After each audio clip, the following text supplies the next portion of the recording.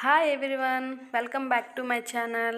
Today recipe వచ్చేసి ఇడ్లీలోకైనా, బోండాస్లోకైనా, ఊతప్పంలోకైనా ఎంతో టేస్టీగా ఉండే అల్లం చట్నీ. ఇప్పుడు ఒక కడాయిలో ఆయిల్ వేసుకొని 1 టేబుల్ స్పూన్ మినప్పప్పు, 1 టేబుల్ స్పూన్ శనగపప్పు, 1 టేబుల్ స్పూన్ ధనియాలు వేసుకొని ఫ్రై చేసుకున్నాక చిన్న ముక్కలుగా కట్ చేసుకున్న 50 గ్రాముల అల్లం, 50 గ్రాముల ఎండుమిర్చిని వేసుకొని ఫ్రై చేసుకొని పక్కన పెట్టుకోవాలి.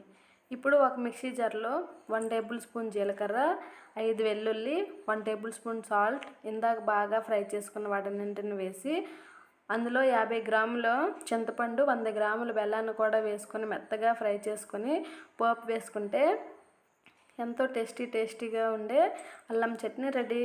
దీన్ని దోశలో కానీ, ఊతప్పంలో కానీ, బోండాస్లో కానీ వేసుకుంటే చాలా టేస్టీగా ఉంటుంది. Thanks for watching. Do subscribe for more videos.